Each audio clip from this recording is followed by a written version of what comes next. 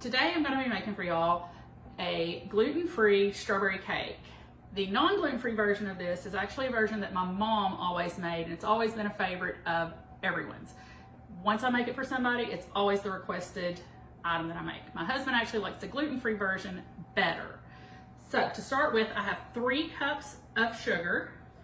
I'm going to add 1 cup of soft butter, and then half a cup of melted butter. You can also use half a cup of vegetable oil if you would like. We're going to just beat this until it is fluffy, all incorporated, and then we will add 5 eggs. I'm using my KitchenAid mixer with the paddle attachment on it.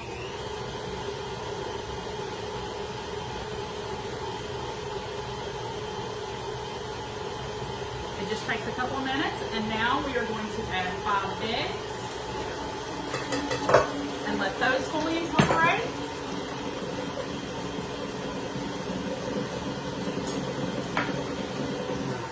You may need to scrape the sides, make sure everything's getting good and mixed. And I have half a cup of sour cream.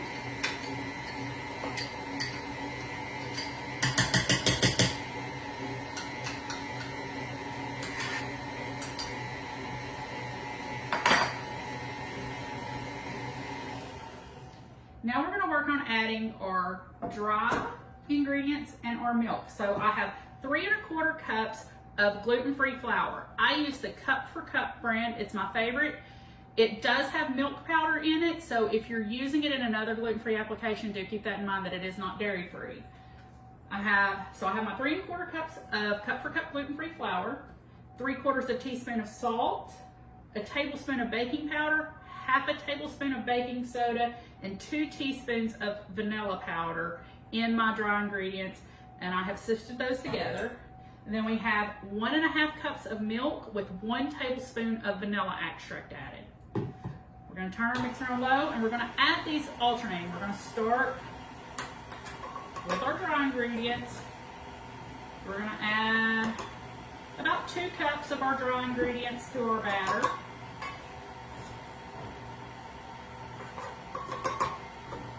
Then we're just going to do a little bit of the milk, probably about half a cup of the milk at this time. Let that all mix together.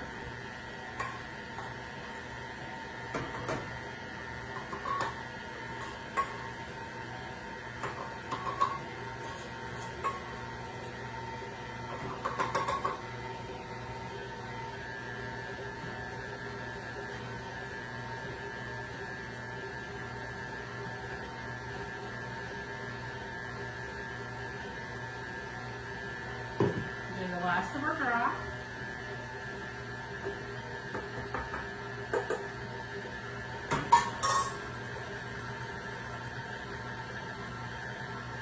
And the last of our milk and vanilla mixture.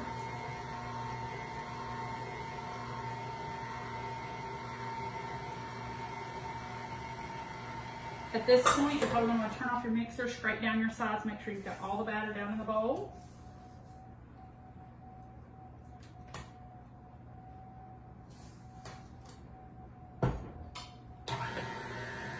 Mix this really good. We're just going to let everything incorporate until it turns into a nice smooth cake batter.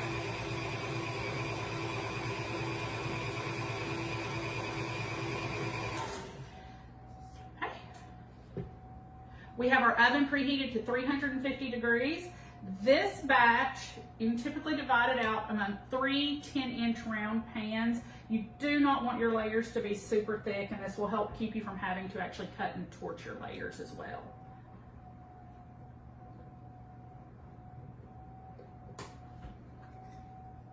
So I have my 3 10-inch round pans that have already been greased.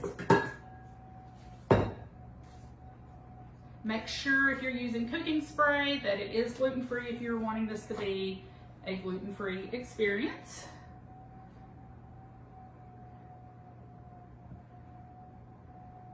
We're just going to do about 1/3 of our batter.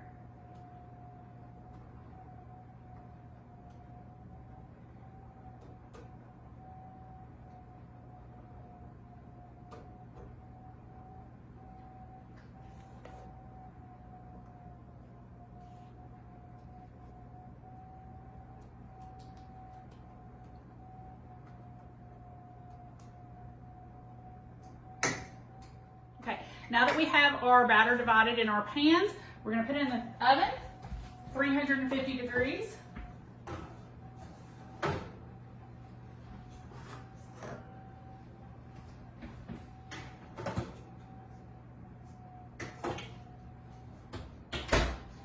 And these are gonna bake about 30 minutes. Maybe a little longer depending on if your oven holds temperature properly. You'll know when it's done. You can test it with a toothpick or touch the top of it. When it bounces back, it's done. Now, while that's in the oven, we're going to make our strawberry glaze. For our strawberry glaze, we are going to take a cup of sugar,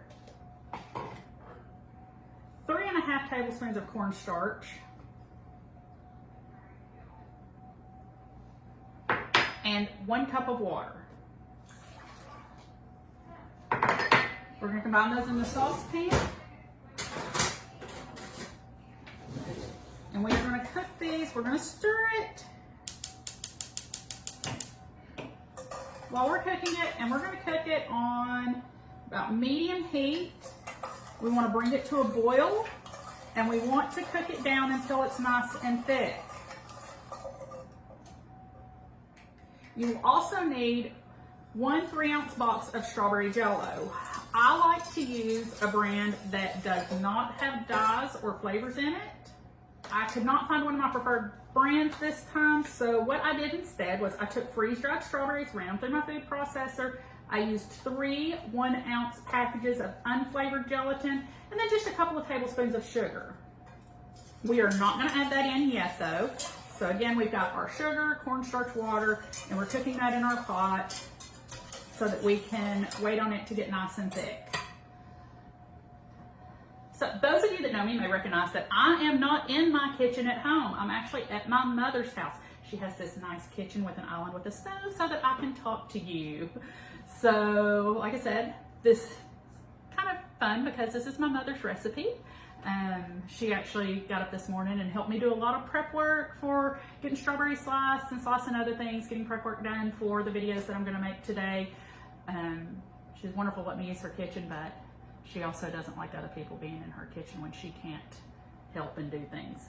She's kind of a control freak like that. I think I get that from her.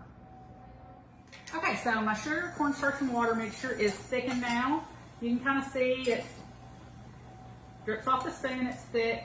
We are going to turn off our heat and we're going to add our strawberry gelatin.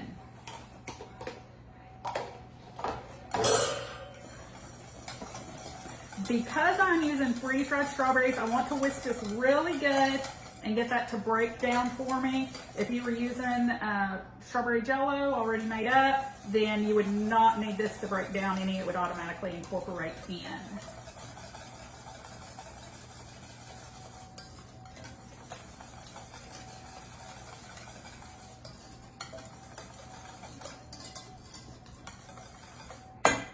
Okay, so now we're going to set this aside. We want it to cool almost to room temperature. So we want it to cool down because after it cools down some, we are going to add a quart of sliced strawberries. We don't want to add it now because we don't want our strawberries to cook in the heat.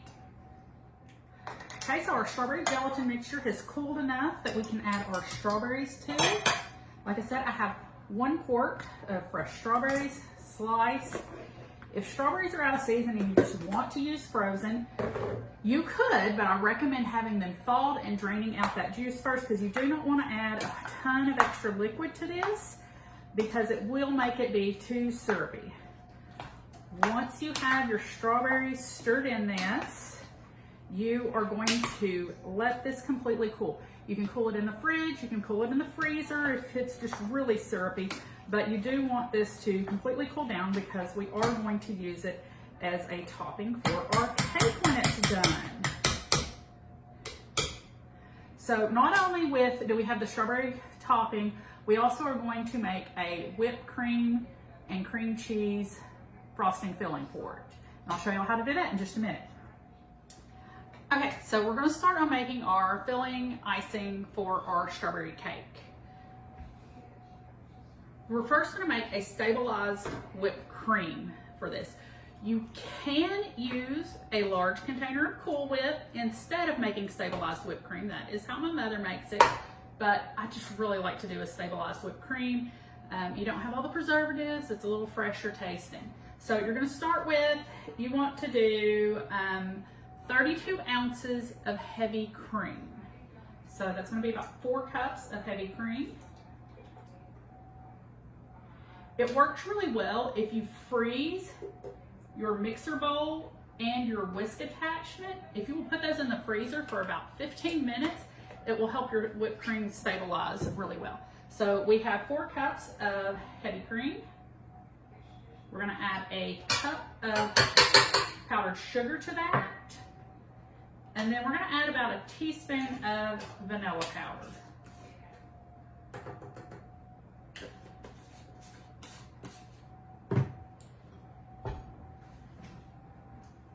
Just a little bit more heavy cream. I don't have quite enough in there. I'm using the big containers from Sam's, so I'm only needing to use about half of it. So we are going to beat this heavy cream until it comes up just almost a stiff peaks, not quite. What you need to do in the meantime is you're going to take about 3, maybe 4 tablespoons of water, and you're going to put them in a little dish.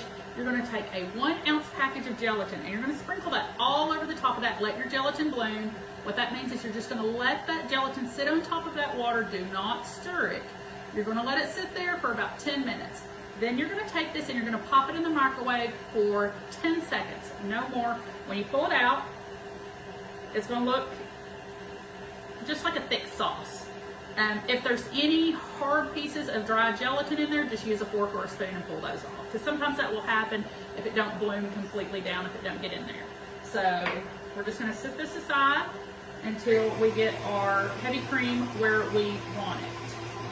Okay, so it does take several minutes for your whipped cream to get where you want it to be, but right now it's at a soft peak, so as you can see, it kind of still drips. We want it to be a little stiffer than this really, so I'm going to turn this back on and crank it up to high since it's not going to splash you now.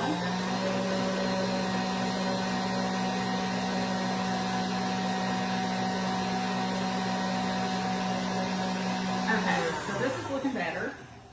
So you can see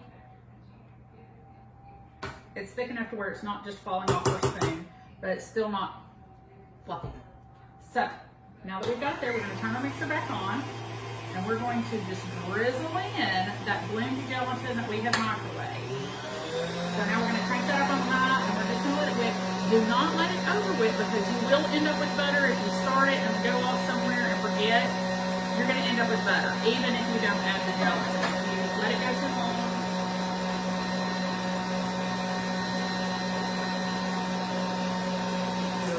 Okay, so now see how nice and thick that is. It's so thick, creamy, fluffy. So now we have the first part of our filling. We have our stabilized whipped cream. We're going to transfer this into another bowl and set it aside for just a few minutes. Okay, so we're going to put this in a separate bowl so that we can use this same bowl to do the other part of our filling.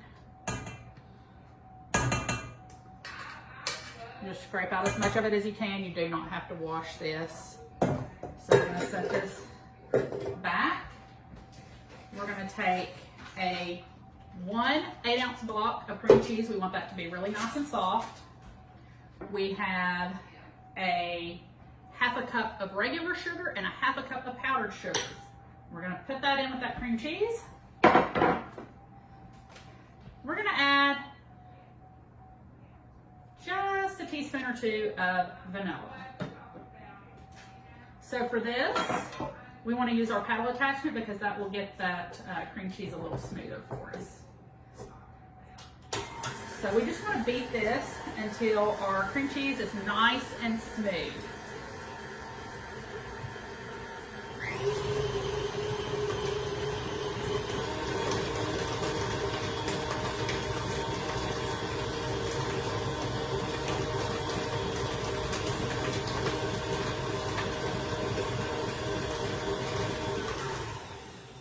You may want to scrape it if you're getting sugar in the bottom of your mixer like I am right now.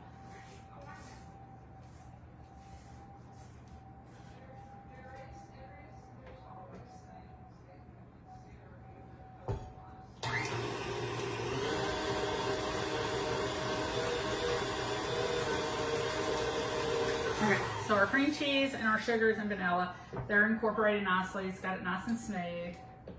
And we are going to fold this into our whipped cream. And again, if you did not want to do stabilized whipped cream, just use a big thing of Cool Whip. And at this point, after you've got your cream cheese smooth, you can just fold it into Cool Whip instead of your stabilized whipped cream. And it's really important to do a stabilized whipped cream instead of just making whipped cream with just sugar. You want it to be stabilized because you want it to hold up to your strawberries, to your cake, and if you have leftovers and have to refrigerate it, that stabilized whipped cream is not going to deflate and get watery like normal whipped cream would. And that stabilized whipped cream that we made is really good that if you want whipped cream that'll stay in your fridge for 2 or 3 days so that you can eat it with fruit or anything else, you just do it that same way. So we're going to fold our cream cheese into our stabilized whipped cream. And we just want it incorporated. You don't want to be real aggressive with it because you don't want to deflate that whipped cream you worked so hard to get nice and fluffy. You want to use this pretty quickly, so you really want to do it after your cake is cooled and your strawberries are ready. If you happen to realize, oh, my cake's not cool enough or my strawberries aren't thick enough, then you can stick it in the fridge for just a little bit, but you don't want to make it the day ahead and then try to use it because it will lose some of its texture. It will deflate some, and then you might not have enough if it deflates. Okay, we are ready to assemble our gluten-free strawberry cake. So we have our strawberries, and I'm just going to go ahead and show you. I left it in the refrigerator a little too long, so it's a little thicker than what I really like it. Lesson learned. I should have known better than do that, but oh well, it's still going to taste delicious. So we're going to start with our first layer. I will recommend put this on a tray that has a lip because it can get drippy. You can do this one of two ways. You can leave it with a naked side where you're not icing the sides, or you can ice the sides. Today I'm just going to leave it as a naked side. So you're going to do a layer of your cream, and you want to get it spread pretty even. You want it spread evenly as you can get it.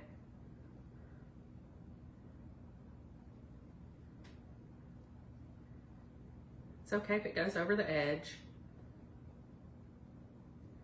So we've got a layer of our cream. Now we're going to do a layer of our strawberry. You can take it all the way to the edge, or you can keep it tucked in a little bit if you don't want to risk any of the strawberry dripping down the sides. That's completely up to you on how you want it to look. Like I said, this strawberry is a little thicker than it normally would be. It's also a little paler than if you use normal Jell-O. Like I said, I had used the freeze-dried strawberries and gelatin since I couldn't find any of my normal Jell-O that didn't have the dyes in it. So if you want a brighter color and you're not worried about dyes, go ahead and use the name brand Jell-O, and it'll give you a really pretty bright color.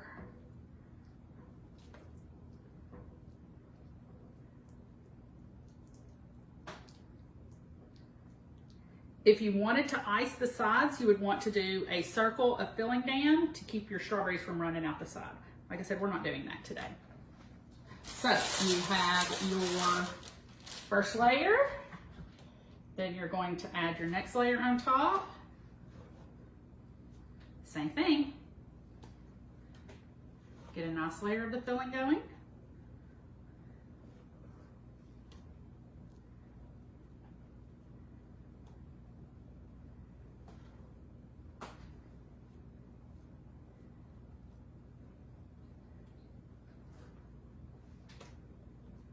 So like I said, this is the original recipe that has not been modified the way I have modified it. Is a recipe from my mom.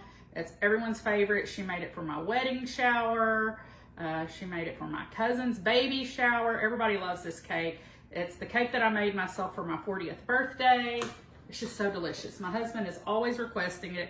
It's his favorite too. It's just real, it's fresh and wonderful and just delicious. Especially when you can get good strawberries in season. I'll have to pull a picture of the baby shower cake that my mom made for my cousin using this. It was so funny because decided to do it as a 2-tier, and as you can imagine, not the most stable cake.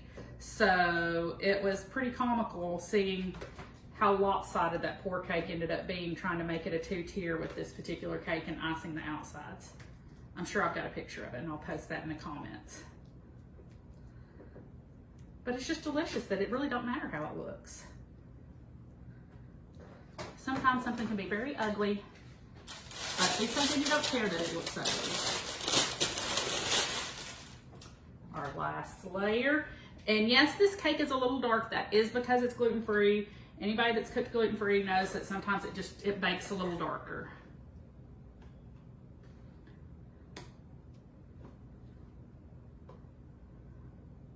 Get plenty of this going on top here.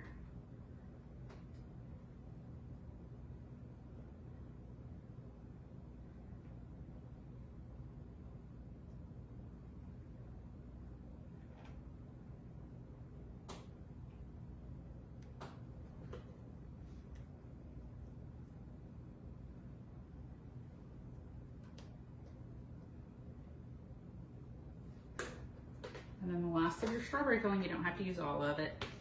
You can also use some fresh sliced strawberries or fresh whole strawberries if you want to dress it up. If I'm icing the sides of the cake, then a lot of times I will dress it up with some fresh strawberries as well. I will probably go ahead and slice some fresh strawberries and put on top of this just to make it look a little nicer, since it's thicker than I really want it to be.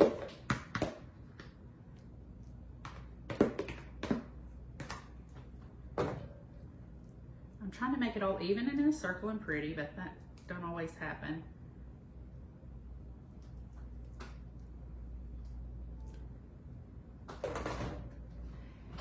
If you're traveling with it or going to put it in the fridge to eat it later, I do suggest putting a little dowel rod.